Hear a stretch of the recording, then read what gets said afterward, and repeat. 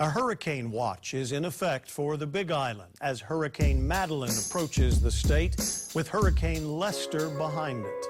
Right now, Madeline is a Category 3 hurricane and could strengthen before it weakens.